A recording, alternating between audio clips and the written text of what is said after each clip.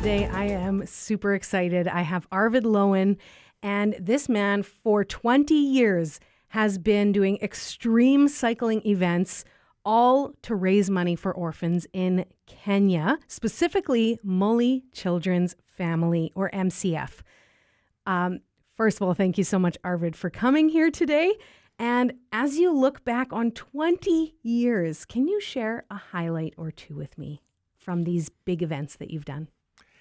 Oh boy, that's a little bit of a tough question. I would say even my first event when I took these kids across Canada in 2005 in an event that we called Spoke 2005 to Canadian Safari, when I took them across Canada in the back of the tandem, that will always be something that is very dear to me because that took me from being a maybe above average or an average compassionate individual to somebody who realized, wow, I am called to make a difference.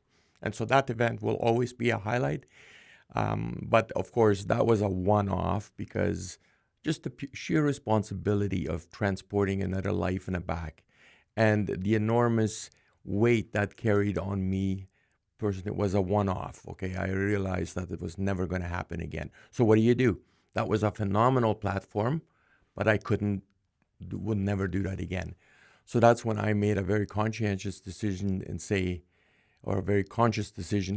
that I need to elevate my ultramarathon cycling ability to a level that allows me to get the kind of exposure that this event did without taking another person on there. And so that's when I got into the extreme ultramarathon cycling. And I don't know, there's about 4 or 5 events that are equal in memorable moments. All of them have moments of this can't be done, I can't do it, but somehow we always survived. So Race Across America is recognized as the world's toughest bike race. My Guinness World Record rides across Canada.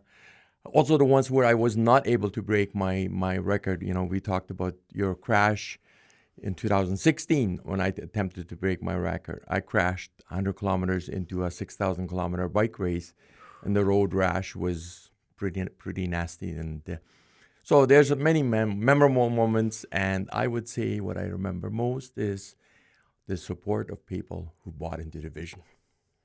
Absolutely. And that's what I'm most grateful for. Oh, I love that.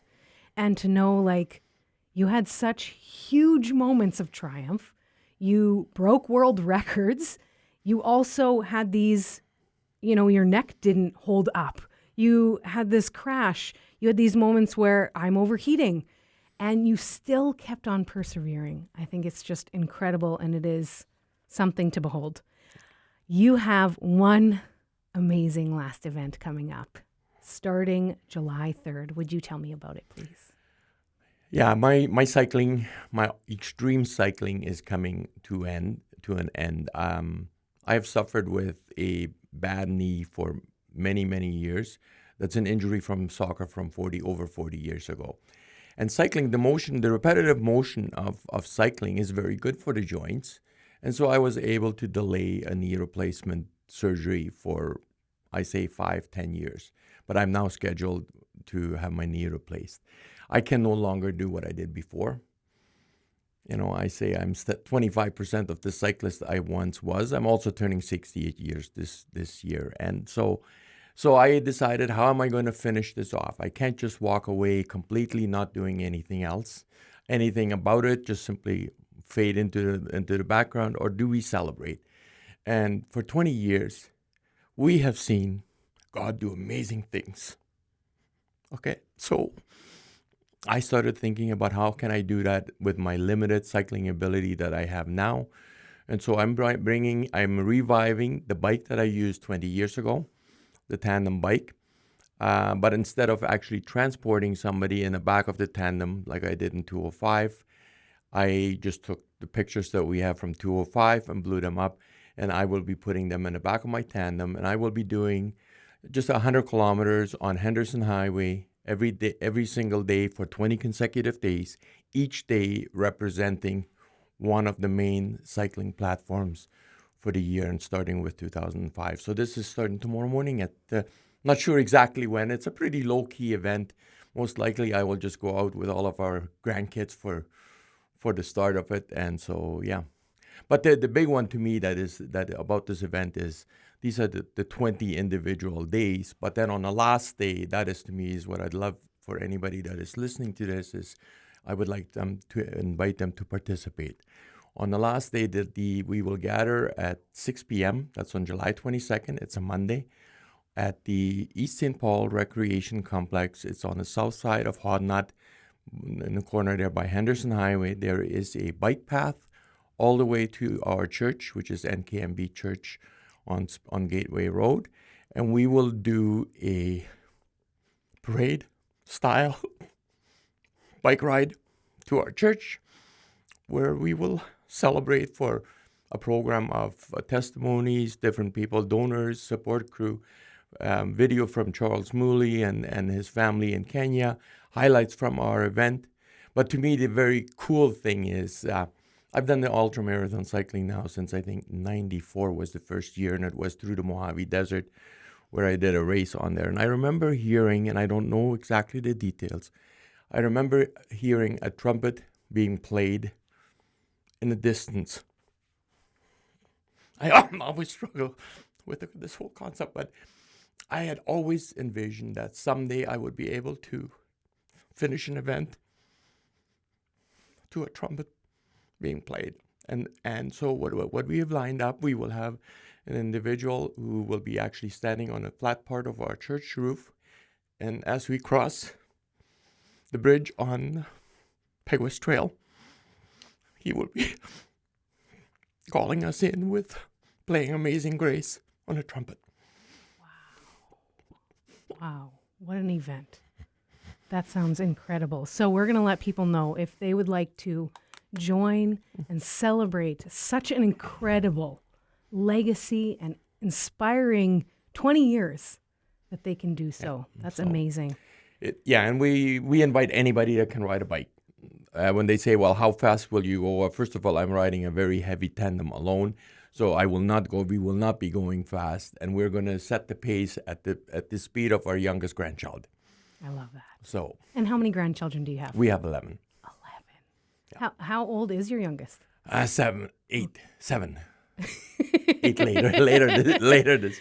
Yeah. Love it. Okay, so. That's great.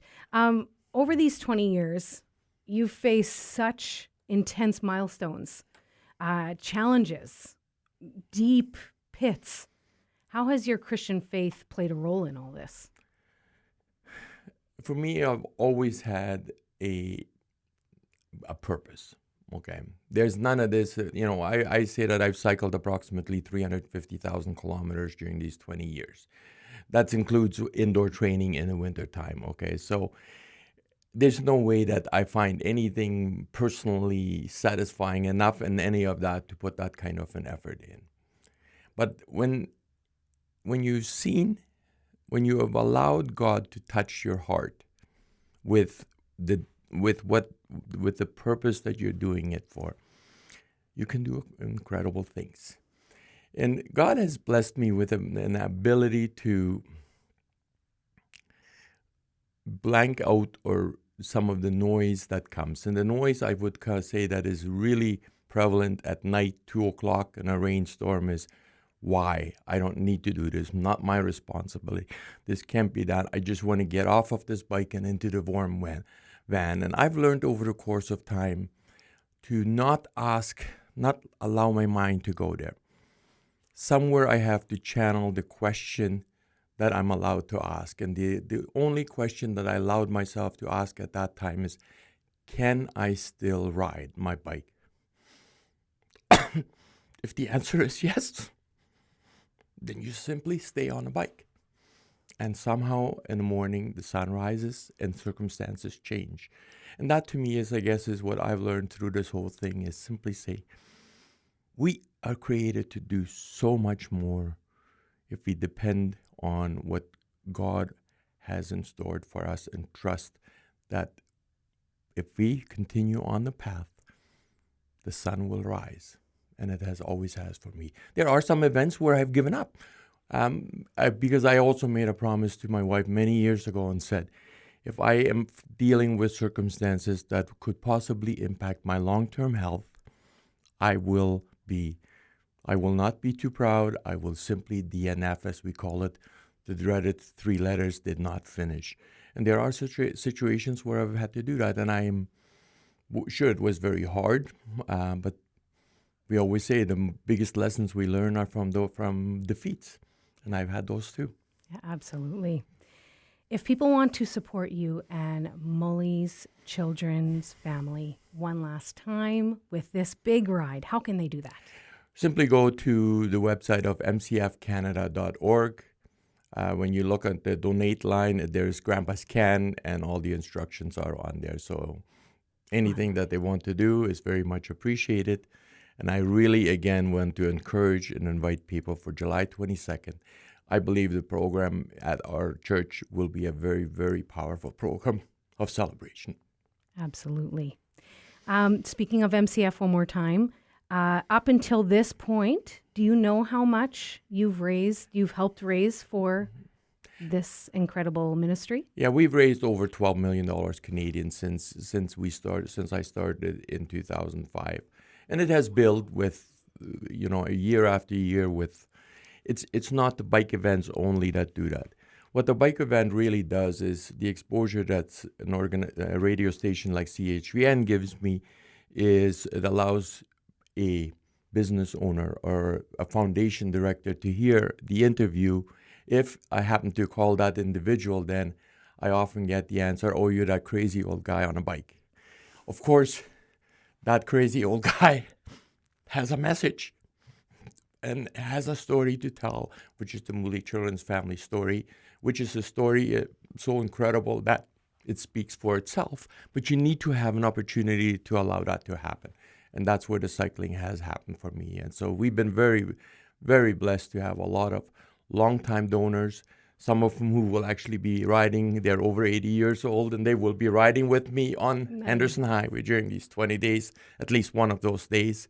And so we have been very, very grateful for people who have supported us, for us and Mully Children's Family for all these years. Absolutely. Arvid, I have to say, I really feel like you embody Philippians 4:13, which says, "I can do all things through Christ who strengthens me." You've embodied that, like really to the nth degree. So thank you so much for your heart for these children and for God. It has been a huge inspiration in my life. So thank you.